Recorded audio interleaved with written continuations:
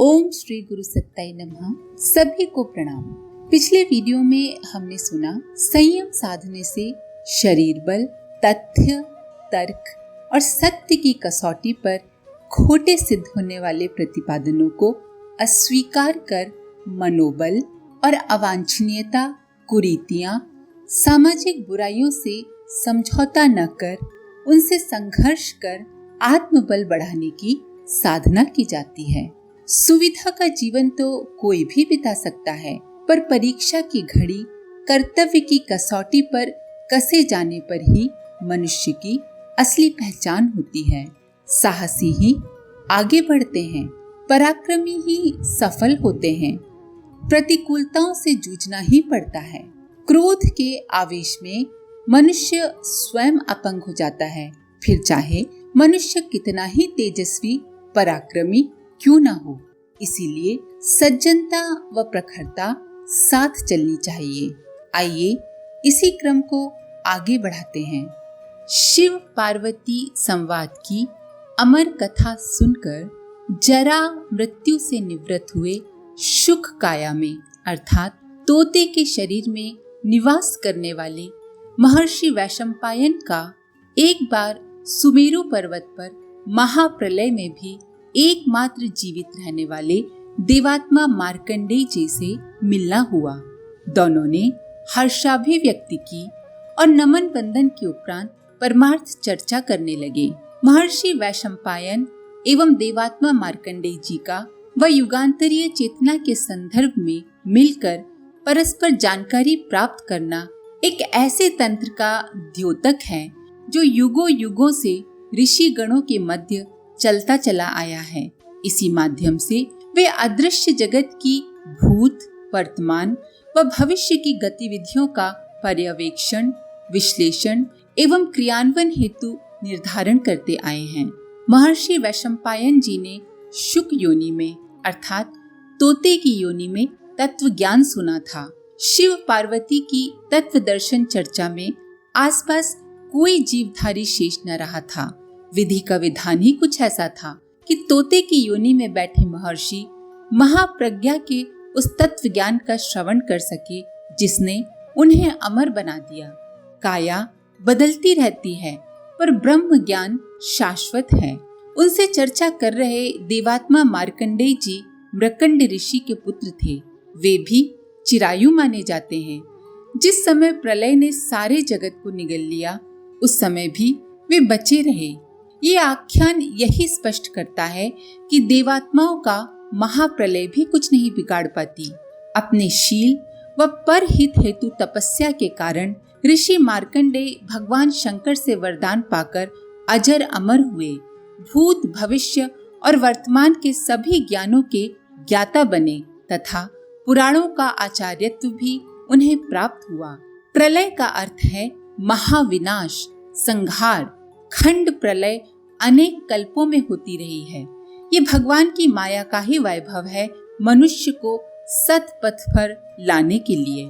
ऐसी कठिन परिस्थितियों में भी देवात्मा पुरुष जीवित रहते हैं और संहार के बाद सृष्टि प्रक्रिया को आगे बढ़ाते हैं। भगवान भी विनाश के बाद सृजन चाहते हैं, अतः उनकी सहायता करते हैं।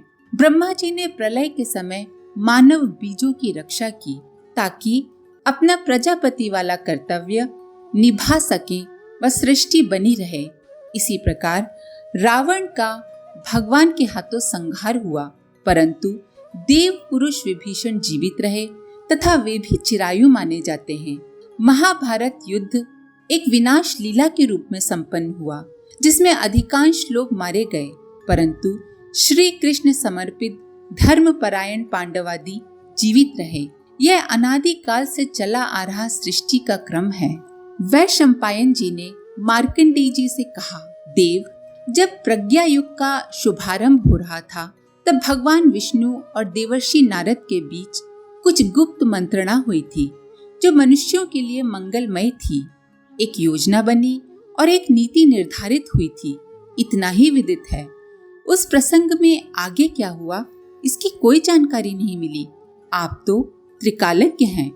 उस मंगलमय संदर्भ को बताने का अनुग्रह करें कि अब तक क्या हो चुका है और आगे क्या होने वाला है। देवर्षि नारद की जिस जिज्ञासा का समाधान भगवान विष्णु ने किया वह तदनुसार मानवता के परित्राण हेतु, बचाव हेतु निर्देश दिए थे। उस संबंधी योजना की जानकारी त्रिकालज्ञ ऋषियों को थी, परंतु इसे समग्र रूप में किस प्रकार क्रियान्वित किया गया, महर्षि वैशंपायन अपनी जिज्ञासा इस संदर्भ में प्रकट करते हैं एवं प्रज्ञा अवतार लीला प्रकरण का विस्तार, महाकाल द्वारा योजनाबद्ध रूप से संचालित कार्य पद्धति तथा भविष्य की संभावनाओं के विषय में मार्कंडेय जी से अपना मंतव्य बताने का अनुरोध करते हैं। देवात्मा मार्कंडेय जी इस जिज्ञासा को सुनकर बहुत प्रसन्न हुए। उन्होंने अपनी दिव्य दृष्टि को केंद्रित किया और उससे भूतकाल और भविष्य को ध्यान पूर्वक देखा। वर्तमान में क्या हो रहा है ये भी जाना। त्रिकालज्ञ ऋषियों के लिए काल मनवंतर कोई अर्थ नहीं रखते हैं। इसके बाद गंभीर मुद्रा में सुसंस्कृत वाणी से तथ्यों पर प्रकाश डालते हुए बोले, हे काया से अमर महामुनि वैशंपायन, वह प्रसंग बड़ा ही रोचक और मार्मिक है। तुम ध्यान पूर्वक सुनो। ऋतुएं अपने चक्र पर घूमकर एक वर्ष बाद जहाँ की तहाँ आ जाती हैं। सूर्य जहाँ आज उदय हुआ था 24 घंटे बाद फिर वहीं से उदय होता है। जीव जन्म लेता है, बढ़ता है, मर जाता है और फिर अगले जन्म में उसी क्रम को दोहराता है। पृथ्वी अपनी धुरी पर एक दिन में एक परिभ्रमण करती है और वर्ष में सूर्य की एक परिक्रमा करती है। यही क्रम वह अनादिकाल से असंख्यों बार दोहराती चली आ रही है। युग, मनवंतर, कल्प आदि अपने क्रम को इसी प्रकार दोहराते हैं एवं सृष्टि और प्रलय का चक्र भी यथावत चलता रहता है। इतिहास का भी यही क्रम है। व्यक्तियों और घटनाओं से हेर फेर होता रहता है, पर वस्तुतः वही सब होता है जो प्राचीन काल में कभी हुआ है अथवा होने वाला है। सूक्ष्म दृष्टि संपन्न ऋषिगण अपने दिव्य चक्षुओं से भविष्य की झांकी देख लेते हैं। वाल्मीकि जी ने भविष्य को देखा और रामायण का सृजन कर डाला। संजय ने महाभारत की घटनाओं का वर्णन इसी प्रकार अपनी दिव्य दृष्टि से किया।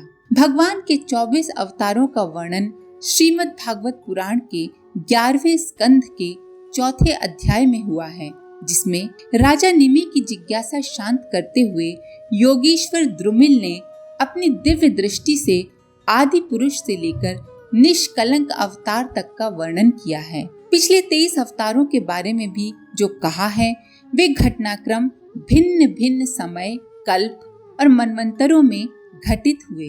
प्रस्तुत संदर्भ में चिरायु, त्रिकाल दृष्टि संपन्न मार्कंडेय जी प्रज्ञा युग के शुभारंभ, उस अवधि में घटे घटनाक्रमों, जागृत आत्माओं के योगदान, वर्तमान के क्रियाकलाप व भविष्य की झांकी को अपने दिव्य चक्षु से ध्यानस्थ हो देखकर अपनी अमृत वाणी से वैशंपायन जी की जिज्ञासा का समाधान करते हैं। वे कहते हैं, भगवान के लिए समर्पित उन्हीं की इच्छानुसार सोचने और करने वाले देवर्षि नारद ने अपनी भूतकाल की भक्ति प्रसार वाली कार्य पद्धति बदल दी।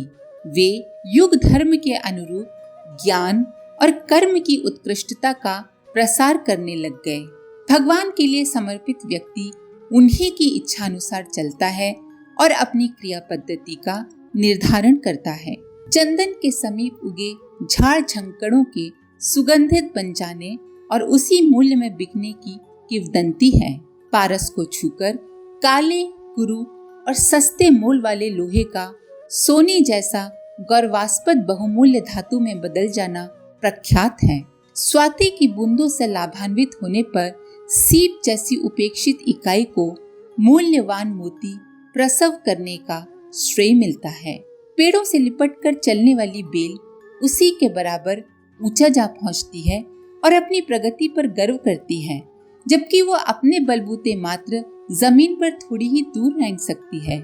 ये उदाहरण बताते हैं कि प्रभु की इच्छा के साथ अपनी इच्छा, अपने कर्म मिला देना हमेशा अप्रत्याशित सौभाग्य बनकर सामने आता है। भगवान की भक्ति का स्वरूप भी समय अनुसार बदलता है। ईश्वर परंपरावादी नहीं है, वे युग की आवश्यकता अनुसार अपना स्वरूप बदलकर अवतार लेते हैं और अपने भक्तों से यही अपेक्षा रखते हैं कि युग धर्म के अनुसार भक्त भी अपनी क्रिया प्रणाली को बदलें। देवर्षि नारद ने इसी कारण भक्ति प्रसार की अपनी पद्धति को बदला एवं जन जन में उत्कृष्टता, आदर्शवादिता के प्रचार प्रसार हेतु सहयोग एकत्र करने में लग गए। भक्ति अपने आप में आवश्यक तो है, पर बिना ज्ञान व कर्म के अपूर्ण है। जितने भी महामानव हुए हैं, उन्होंने सत्कर्म, सद्ज्ञान व सद्भाव की त्रिवेणी में स्वयं भी स्नान किया है व औरों को भी इस ओर प्रेरित किया है। ज्ञान का समावेश अज्ञान जन्य भ्रांतियों को, कुरीतियों को दूर करता है व कर्म का समावेश अभाव जन्य दुख दारिद्र्य का निवारण कर, आदर्शों के प्रति समर्पण को साकार कर साधना को समग्र व साकार बनाता है। भक्ति के साथ ज्ञान व कर्म भी जरूरी हैं। युग धर्म के अनुरूप ही समर्थ गुरु रामदास ने सन्यासी वेश में जय श्री रघुवीर समर्थ का नारा लगाकर आताताई आक्रमणकारियों के विरुद्ध सामर्थ्य अर्जित कर संघर्ष करने का आह्वान किया था। इस पुकार को सुनकर छत्रपति शिवाजी सहित अनेक जागृत आत्माएं आगे आईं व उस आपत्ति काल में धर्म संस्कृति की उन्होंने रक्षा की। बंदा बैरागी से गुरु गोविंद सिंह जी ने आवश्यकता के अनुसार चोला बदलकर देश धर्म की रक्षा हेतु जुट जाने का आह्वान किया। बंदा बैरागी ने अपने कर्तव्य को समझा व अपनी कार्य पद्धति को बदल दिया। भक्ति तो आज भी जरूरी है, पर युग के अनुसार उसका स्वरूप बदल गया है।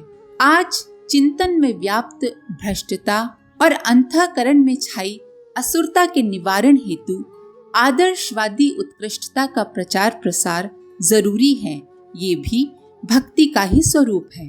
केवट ने नाव चलाकर, शबरी ने बेर खिलाकर, गिलहरी ने रेत उठाकर, जटायु ने रावण से जूझकर अपनी भक्ति का परिचय दिया था। सभी ने एक जैसा क्रम क्यों नहीं अपनाया? ये पूछने वालों को मूढ़मती ही कहा जाएगा और माना जाएगा कि वे समय की मांग की उपेक्षा करने वाले विवेकहीन प्रश्नकर्ता हैं। पाणिनि ने व्याकरण रचा और पातंजलि ने योग, व्यास ने पुराण लिखे और चरक ने वनस्पति जगत खोज निकाला। नागार्जुन ने रसायन विद्या का अनुसंधान किया और चाणक्य ने राजनीति को लक्ष्य बनाया। इन सब की कार्य विधि एक जैसी नहीं थी, फिर भी युग परिवर्तन की दृष्टि से उनके योगदानों को समान रूप से सराहा जाएगा। परशुराम का कुल्हाड़ा और धन्वंतरी का अमृत घट आकृति और प्रकृति में भिन्न थे, किंतु लक्ष्य एक ही था। देवात्मा मार्कंडेय स्पष्ट करते हैं कि चेतना जगत में घूमड़ रहे परिवर्तन उसी महाप्रज्ञा भगवत सत्ता के शक्ति प्रवाह के ही अंग हैं, जो आने वाले समय में युगांतरीय भूमिका निभाने जा रही हैं। सूक्ष्म जगत में चलने वाले प्रवाहों की प्रतिक्रिया से सभी परिचित हैं। लोक प्रवाह में जब अवांछनीयता की विषाक्तता भर जाती है, तो पतन पराभव का संकट उठ खड़ा होता है। उसका निराकरण भी सूक्ष्म जगत में ही होता है। उसका तूफानी प्रभाव सारे वातावरण को झकझोर डालता है। आंधी आती है तो तिनके भी आकाश में उड़ने लगते हैं। सघन वर्षा की बूंदें इतनी शक्तिशाली होती हैं कि मकानों तक को गिरा देती हैं। इसी प्रकार समय के प्रवाह में तिनकों पत्तों की तरह अगणित व्यक्ति बहते चले जाते हैं। इन प्रखर व्यक्तियों की समष्टि चेतना भी पवित्र वातावरण के निर्माण का कारण बनती है। ओजस्वी तपस्वी स्तर की प्रतिभाएं अपनी प्रचंड ऊर्जा से वातावरण को गर्म करती हैं और इस गर्मी से भयावह परिस्थितियों के प्रवाह में असाधारण मोड़ आते हैं, शुभ परिवर्तन होते हैं। सृजन की प्रेरणा ऐसे ही प्रयासों को जन्म देती आई है। भगवान राम के आह्वान पर देव शक्तियां सेतु बंध हेतु नल, नील और वानरों के रूप में आई, तो श्री कृष्ण के साथ मिलकर ग्वालों के रूप में आई और गोवर्धन पर्वत उठवाया। बुद्ध ने विवेक, धर्म एवं संगठन की शरण लेने हेतु जागृत आत्माओं का आवाहन किया और युग की पुकार पर अवांछनीयताओं का विरोध करने भिक्षुओं का विशाल समुदाय उनके साथ हो गया। इसी इतिहास की पुनरावृत्ति अब होने जा रही है। वर्तमान में चल रही गतिविधियां उसी समष्टिगत प्रयास का एक अभिन्न अंग हैं। इसके आगे का अगले वीडियो में। आज के लिए इतना ही। अपने विचार कमेंट बॉक्स में जरूर लिखें। आप सभी का धन्यवाद। ओम शांति। हमारे YouTube चैनल को सब्सक्राइब करें और बेल आइकन को दबाकर ऑल पर क्लिक करें ताकि आने वाले सभी वीडियोस की नोटिफिकेशन आपको मिलती रहे।